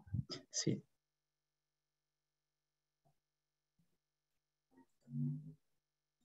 Vemos tu pantalla, nada más falta darle modo de presentación. Ahí está, ¿verdad? Perfecto. Creo que sí. Sí, nada más relacionado con esa parte de transporte. Hicimos un pequeño análisis sobre Toluca y su interacción con otras zonas. Y pues aquí les presento de manera concreta entre láminas cuál es lo que estimamos, perdón, transporte a través de la cordillera de la Sierra de las Cruces. Aquí a la izquierda pueden ver las cuencas de Tula y el Valle de Toluca y algunos puntos de elevación. Hemos bien sabido que por la zona de Huixquilucan es un paso común para el transporte tanto del Valle de México como del Valle de Toluca, viceversa. Sin embargo, hay zonas como esta parte norte que también estimamos que podría ser interesante y ese era el objetivo también de este análisis, ver qué tanto se presenta por ahí. Más que nada pensamos en salida. La parte elevada de la Sierra de las Cruces, conocemos como sección centro, y la sur, que es la que hemos pues, puesto más atención en ella. Estas son las visualizaciones de cada zona. En la que estamos viendo se observa perfectamente el transporte desde la cuenca de Tula hacia el Valle de Toluca, que es muy frecuente, y de hecho abarca no solo el Valle de Toluca, sino también la parte noroeste del Valle de México. Esta que estamos viendo abajo es a la inversa, cuando el viento del sur empuja los contaminantes en la zona de Toluca y alcanzan, perdón, los municipios del Estado de México en su sección norte. Aquí vemos el transporte en la parte del centro de la cordillera, que también se presenta, pero es mucho empujado por la inercia que ya hay de la fumigación de Tula. Y el evento que se presenta con menor frecuencia quizás es del Valle de Toluca hacia el Valle de la zona metropolitana del Valle de México. La interacción entre Valle de México y Valle de Toluca, la vemos aquí, de Valle de México, en realidad estimamos que comiga un poquito más o exporta un poco más de lo que Toluca lo hace con Valle de México, que es esta última. De hecho, una parte interesante que vimos aquí es que esta sección de Santiago Tianguistenco es la que, en general, en el periodo que se analizó, que fue la temporada seca de 2017, todo febrero hasta completar todo mayo, esta región de Santiago es la que, en su caso, empujaría más emisión o más contaminantes hacia la Ciudad de México y la zona noroeste del Valle de México. Favor de concluir, doctor. Sí, en esta lámina les presento los flujos y pues de manera concreta ya el porcentaje de tiempo en que se da esta interacción, y vemos que Tula pues es el más relevante. Eso sería en general, y mi comentario final sería pues básicamente que en ejercicios de diagnóstico sí tendría que hacerse una ampliación del número de emisiones hasta cubrir esta región, por lo menos del Valle de Toluca. Entonces, eso sería todo. Gracias. Francisco, muchas gracias. Una disculpa a todos, vamos con unos minutos de atraso, pero recordarles que estamos grabando las sesiones y van a estar disponibles las grabaciones a partir del lunes, así como las presentaciones también. Entonces, moviéndonos a la sección 1.4, que es políticas de calidad del aire, comentarles que el maestro Daniel López Vicuña, que iba a ser el moderador, tuvo que retirarse para otra reunión, ofrece una disculpa. Yo voy a continuar entonces como moderador y daría la palabra primero al ingeniero Sergio Cirade Hernández Villaseñor, quien es director general de gestión de la calidad del aire en la Secretaría de Medio Ambiente de la Ciudad de México, quien nos va a hacer una presentación sobre las novedades en el ProAire del Valle de México. Adelante, Sergio, por favor. Muchas gracias, Ramiro. Muy buenos días a todos. Voy a tratar de ser muy rápido, ya que tengo pocos minutos para presentar. La siguiente, por favor. La primera lámina que les quiero presentar. Aquí básicamente lo que yo quiero mostrarles son los días en que hemos tenido incumplimiento a las distintas normas oficiales mexicanas en el Valle de México. En la primera tabla, lo que ustedes están viendo son los incumplimientos del 2015 al 2021, considerando los estándares nacionales que estuvieron vigentes hasta el 2021. En la segunda tabla, lo que ustedes están viendo son los incumplimientos a los estándares nacionales vigentes en el 2022. Hay que recordar que en diciembre del 2021 cambiaron algunos estándares, pero los que están en negritos, o son 8 horas, PM10 24 horas y PM2.5 24 horas, corresponden al estándar que va a aplicar en 4 años, no al vigente, no al que acaba de cambiar. Y debo comentarles que todos los estándares, tanto los actuales como el que va a cambiar en los próximos 4 años, están adoptando la guía de calidad del aire que establece la OMS para cada contaminante, pero en la guía del 2005. Y entonces ustedes pueden ver cómo, por ejemplo, en el caso de las PM2.5 de 24 horas, pasaríamos en el 2021 de 15 días de incumplimiento a 188 días de incumplimiento. En el caso de ozono de 8 horas, pasaríamos de 205 días de incumplimiento a 305 días de incumplimiento. En la parte de abajo, lo que viene es la diferencia entre los días sin incumplimiento aplicando los estándares vigentes en el 2021 con los estándares vigentes en el 2022, más los futuros para ozono, PM10 y PM2.5 para el 2025. Y ustedes pueden ver cómo en temas de incumplimiento, no en temas de concentraciones de contaminantes, sino en temas de incumplimiento, pues se prevé que vamos a tener muchos mayores incumplimientos en los próximos años. Siguiente, por favor. Algo que es importante destacar es que todos los estudios que se han realizado tanto por el Instituto Nacional de Salud Pública, el INEC, la propia SEDEMA, es que hay muchísimas más muertes asociadas por PM2.5 en Valle de México que por ozono. Si se cumpliera con el valor OMS, el valor guía OMS para ozono del 2005, estaríamos evitando alrededor de 1,000 muertes anuales, pero si cumpliéramos con el valor de OMS 2005 de PM2.5, estaríamos evitando entre 6,500 y 7,000 muertes anuales. Siguiente, por favor. Algo que es importante mencionar con relación a la otra lámina es que si bien es importante seguir atacando y seguir trabajando para reducir los precursores de ozono y tratar de mejorar las condiciones de calidad del aire por ozono, en términos de costo-efectividad puede ser mucho más relevante trabajar fuertemente en la reducción de PM2.5, tanto primarias como tratar de incidir en las secundarias. Ahora bien, en cuanto a la penalización climática, el nuevo ProAire contiene una recopilación de información internacional donde nos muestra que un grado de temperatura adicional puede provocar un aumento que va de 2 a 12 partes por billón de ozono en Valle de México y podría incrementar en 1.05 los microgramos metro cúbico para PM2.5. Siguiente, por favor. Aquí lo que presento es, para las estrategias que definimos en el ProAire, decidimos tratar de establecer medidas que aplicaran a cada uno de los sectores que contribuyen por lo menos al 75% del total de la contaminación para cada contaminante, considerando PM10, PM2.5, NOx, SCOPS, CO2 y carbono negro.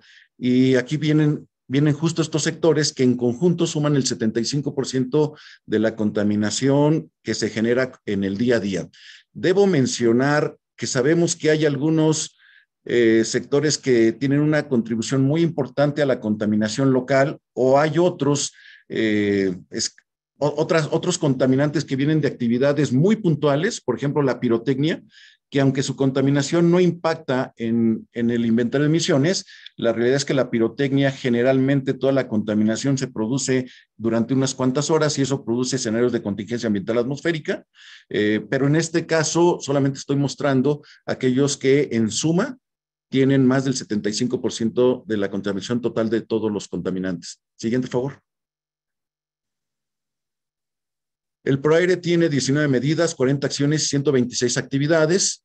De las medidas, traemos 14 medidas que se enfocan en estos sectores altamente contaminantes que ya mostramos, una medida que aplica al corredor Tula-Abasco, pero también tenemos medidas complementarias en materia de salud y comunicación, es decir, medidas que no influyen o no atacan, no intentan reducir la generación de contaminantes.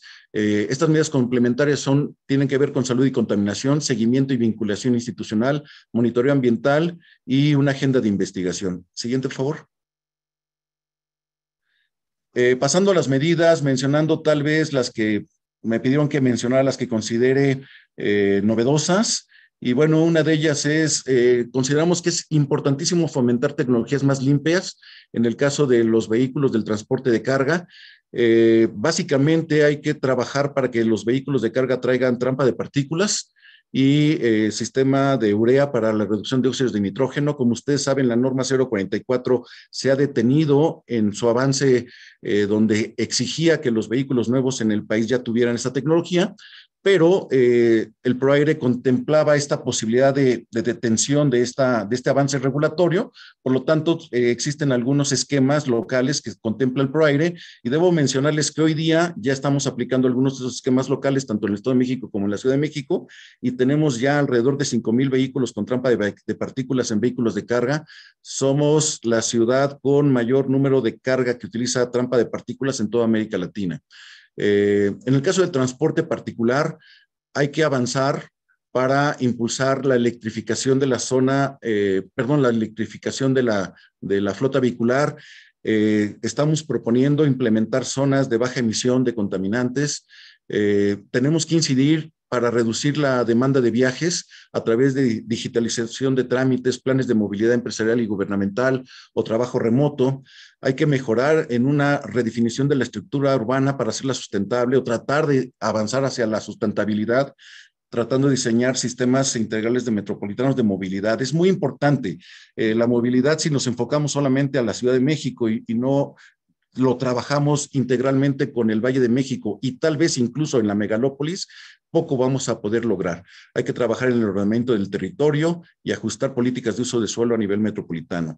En el transporte público hay que seguir ampliando los sistemas de transporte masivos y de alta capacidad, hay que ampliar la infraestructura ciclista, necesitamos más ciclovías y mejores biciestacionamientos gratuitos para inducir que la gente se baje del auto y utilice bicicletas.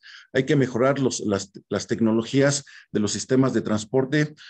Por ejemplo, vehículos de diésel deben de traer filtros de partículas. Hay que seguir impulsando fuertemente la electromovilidad, que es un tema que se ve a mediano plazo, pero si no iniciamos a sentar las bases desde ahora, nos va a rebasar el tema de la electromovilidad en breve.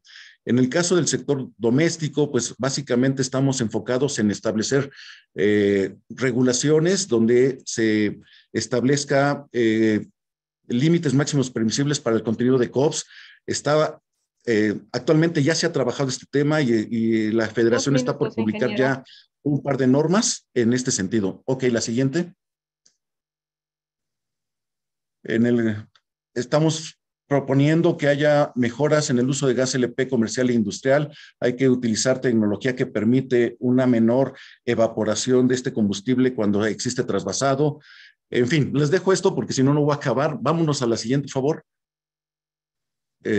La siguiente. Aquí pueden ustedes ver cuál es la agenda regulatoria. Para nosotros son las normas más importantes que hay que actualizar o hay que hacer. Hay que realizar, todo esto lo conoce la Semarnat, estamos trabajando conjuntamente con ellos y es un tema, es una agenda regulatoria indispensable para ir mejorando el tema de calidad del aire en Valle de México. Siguiente, por favor. Estas son las acciones de mayor costo-efectividad que detectamos nosotros para PM10, PM25, NOx y COPS. De acuerdo a lo que hemos evaluado, si logramos llevar a cabo este ProAire como lo hemos definido, esperaremos reducir entre 4.800 y 6.000 muertes evitables, estaríamos logrando alcanzar en el 2030. Siguiente, por favor. Y bueno, finalmente consideramos que es muy importante tener un seguimiento muy minucioso del ProAire 2021-2030. No creemos que tenemos que llegar al 2030 para saber si funcionó o no, pero queremos establecer un esquema de seguimiento electrónico donde podamos estar consignando los avances que hay para cada una de las medidas por cada uno de los gobiernos involucrados, de tal manera que exista un ejercicio de transparencia y de rendición de cuentas, que pueda la ciudadanía, los investigadores, la academia y todo el mundo pueda ir siguiendo y pueda ir demandando cuando tengamos omisión en alguna de las medidas. Siguiente, por favor. Y estos son los beneficios esperados y les agradezco muchísimo. Son alrededor de 4.800 muertes evitables por PM2.5, lo que equivale en términos económicos alrededor de 13.000 millones de dólares para el año 2030 de beneficio económico por aplicar el ProAire. Muchísimas gracias. Muchas gracias al ingeniero Sergio Sirat, director general de calidad del aire de la SEDEMA. Pediríamos ahora el comentario del maestro Sergio Israel Mendoza, quien es director general de Fomento Ambiental, Urbano y Turístico de la Semarnat. Sergio, adelante, por favor. Muchísimas gracias, Ramiro. Quisiera ahorita precisar si el comentario va en el sentido de lo que ha acabado de exponer el ingeniero o más bien nos vamos directo o comienza el panel. Sí, es más bien ya parte del panel atendiendo las preguntas que te habíamos comentado, ¿no? Perfecto, muchas gracias. Gracias. 5 minutos, Sergio, por favor. De acuerdo, Ramiro. Pues muchas gracias a todos y todas las que están aquí escuchando. Pues yo quisiera platicarles rápidamente, tengo unos cuantos minutos, acerca de la normatividad mexicana en control de emisiones. Es una de las cosas que vale la pena en este momento y en este marco de discusión comentar. Y me preguntaban acerca de qué tan actualizada está la normatividad mexicana en esta materia. De inicio, pues la pregunta es un tanto compleja en el sentido de que requiere mucho más análisis y un poco de rigor en cuanto a este análisis para indicar si se han actualizado o no a lo largo de su vigencia. Creo que tenemos que ir un poco más allá porque requiere considerar el estado de implementación y sus efectos. La normatividad por sí misma puede o no ser un buen instrumento, pero la implementación es la que nos va a dar justo estos indicadores clave.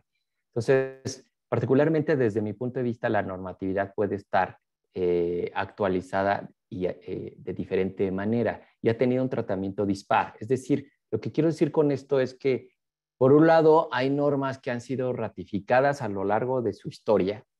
Hay normas que tenemos en nuestro paquete normativo que por más de 30 años han sido ratificadas en sus términos de origen, y otras que han iniciado un proceso de modificación incluso antes de su revisión quinquenal.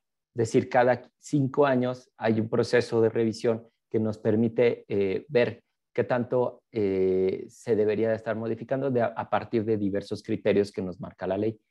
Ejemplos de esto tenemos en la norma 023 de nomenclatura, pero que es del 86, y otras, por ejemplo, de métodos de medición que tenemos desde 1993, casi 30 años ya. Pero también tenemos unas un poco más recientes, como la NOM 156 de establecimiento y operación de sistemas de monitoreo, la norma oficial 172, que es de 2019, y la 167, que es del 2017, ambas ya están en un proceso de modificación aún antes de su revisión quinquenal, es decir, de que hayan pasado 5 años de su implementación. Las razones principales para que esto se dé de esta manera tienen que ver mucho con la implementación, como les decía en el principio. La participación activa de los actores que la implementan resulta un elemento fundamental para que esto suceda. Es decir, para poner los temas normativos en las prioridades de actualización requiere haber implementación y esta participación de estos actores. Las necesidades, pues, hoy en día de las ciudades que han venido creciendo desde que empezó este paquete normativo de calidad del aire, pues han ido creciendo exorbitantemente, ¿no? Entonces, ¿qué normas deberían ser actualizadas? Creo que esa es una pregunta que podría complementar la que ya platiqué, porque necesitamos pensar más bien en qué normas deberían ser ya actualizadas a partir de la información de la implementación y no solamente actualizarlas o pensar en su actualización, ¿no? Ahora, para platicar un poco sobre qué medidas han funcionado o qué políticas han funcionado y cuáles no han funcionado, pues creo que tenemos que partir de la experiencia. Y la experiencia que nos dicen las normas oficiales más actuales es que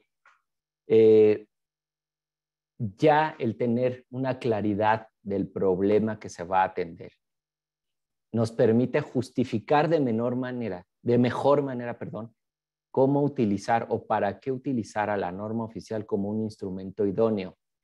Hay normas oficiales que eventualmente consideramos que no deberían ser este instrumento porque requieren de un trabajo mucho más complejo para eso. Y podríamos con esto responder mejor a los objetivos legítimos del interés público, pero con instrumentos más idóneos. Ahora, uno de los elementos clave que ha favorecido el desarrollo de normas y su implementación es el procedimiento de evaluación de la conformidad. Es que es indispensable para verificar el cumplimiento de la normatividad. Antes las normas no necesariamente lo requerían, ahora es por obligación que exista ese mecanismo de revisión. Y por último, quisiera resaltar los modelos de gobernanza que se han estado dando a partir de la conciencia de que las fronteras político-administrativas no responden a la contaminación. Entonces, la Comisión Ambiental de la Megalópolis es un ejemplo de esto, que marca un precedente para coordinar y orientar la agenda y los retos de la calidad del aire desde un enfoque metropolitano. Pues con esto quisiera cerrar aquí. Creo que hay mucho más que discutir, pero hasta ahí mi comentario. Muchas gracias. Muchas gracias al maestro Sergio Israel Mendoza, director general de Fomento Ambiental Urbano y Turístico de la Semarnat. Vamos a dar paso ahora a Kate Bloomberg, quien ahora es consultora independiente, para que nos haga su comentario, por favor. Kate. Gracias, Ramiro. Muy interesante, sí, pues, y gracias, Sergio Zerat, por el intento. de mi perspectiva, las normas de SEMARNAT son muy fuera del plazo para los vehículos, y yo creo que estamos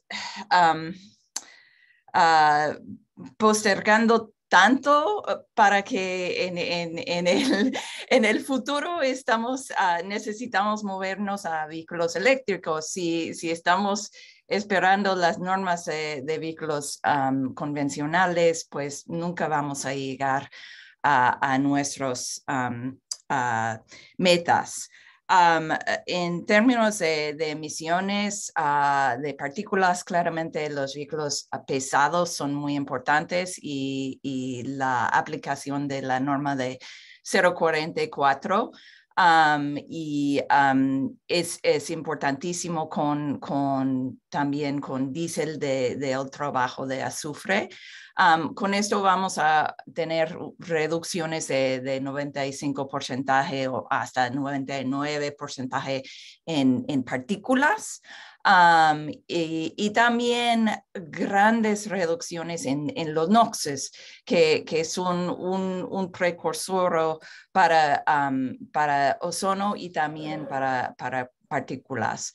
Para los vehículos ligeros, pues estamos todavía esperando la modificación de la norma 042. Y también necesitamos gasolinas de menos azufre para movernos a las normas más limpios. Y también yo creo que es importante tomar en cuenta que todos los vehículos convencionales de gasolina tienen emisiones evaporativas de COF todos los días sin movernos, ¿no? Y estos vehículos necesitamos retirarlo de las flotas de México, no solamente no restringir su movimiento, pero también retirarlo de la flota para reducir estas emisiones de COF, que son un precursor muy importante para ozono.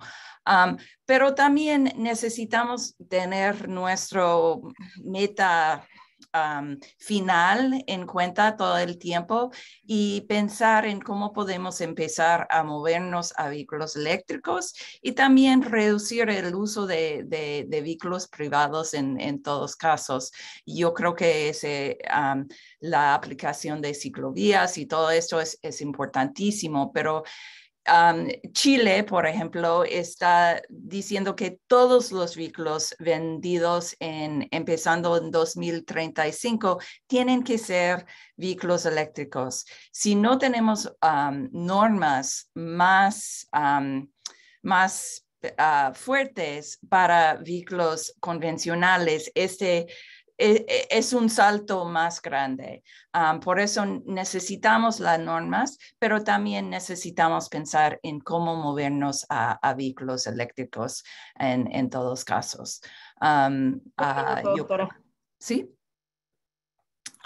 Ok. Un minuto, perdón. Oh, un minuto. Pero sí, yo creo que es muy bien, es un empiezo muy bien del ProR, pero necesitamos pensar en restricciones para vehículos privados, en más transporte activo y todo esto, y también la transición a vehículos eléctricos para emisiones, para autobuses, para vehículos privados y para todos.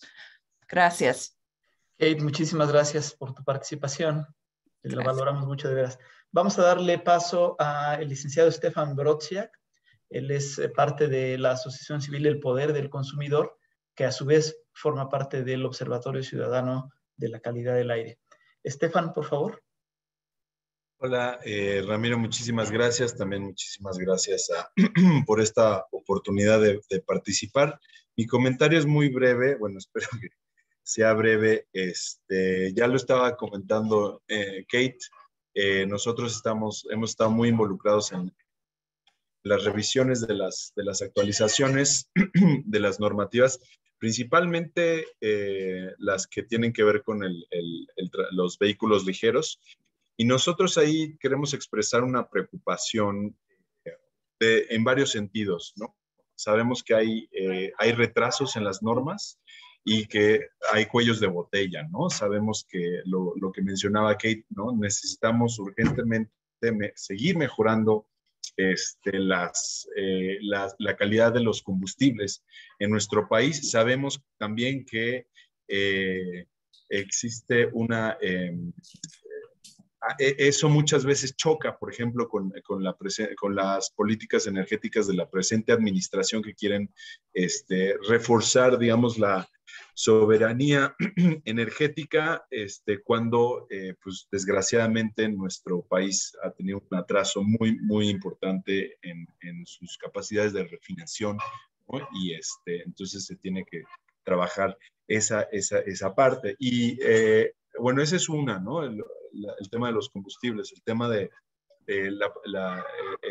lo tardado que ha sido actualizar las normas, ¿no? O sea, por ejemplo, vimos con la norma 163, ya van a ser 5 años de un periodo plano donde se le permitió, digamos, a la industria poder seguir con la misma norma de emisiones que se tenía desde, ya no me acuerdo, desde hace desactualizado de la 163, ¿no? Y pues bueno, hubo mucha intervención también en el proceso de actualización por parte de la industria. Y eso me lleva a uno de los comentarios con los cuales quiero cerrar mi presentación. Un minuto, por favor. Sí, en este minuto queremos expresar, por ejemplo, el conflicto de interés, ¿no? Y la interferencia de la industria, la captura regulatoria por parte de ciertos actores, en este caso de la industria automotriz, muy particularmente, trabajaron de forma muy insistente, muy incisiva para reducir los alcances que pudieron haberse alcanzado con la norma 163. Nos parece que es muy importante establecer algún mecanismo, no sé cuál, no tengo la respuesta, pero algún mecanismo que permita blindar los procesos regulatorios para que estos no estén cooptados por intereses privados que terminan simplemente por su gran relevancia a nivel comercial, intercambio con otros países y para la economía nacional, terminan dictando muchas veces o interfiriendo muy fuertemente con los alcances. Ahí está mi alarma, para no pasarme, ya me pasé. Nada más cierro con esta idea de proteger nuestra regulación, proteger nuestro Estado de Derecho para que se proteja el interés público mucho más, con mucho más ahínco, mucho más fuerza, por sobre el interés de los intereses particulares. Es cuando. Stefan Brodziak, del Poder del Consumidor, muchísimas gracias. El Poder del Consumidor, como les dije, es parte del Observatorio Ciudadano de la Calidad del Aire. Pues agradecer a todas y a todos los presentadores y comentaristas de toda esta sección. Recordar a todos los asistentes que la grabación de la sesión con las presentaciones y con el documento, digamos, en crudo del chat, con todos los comentarios que se están haciendo, van a estar disponibles a partir del lunes. Les vamos a enviar la liga donde está disponible. En este momento, entonces, vamos a hacer un receso y vamos a reiniciar la sesión a las 9:55. Les agradecemos mucho a todas y a todos.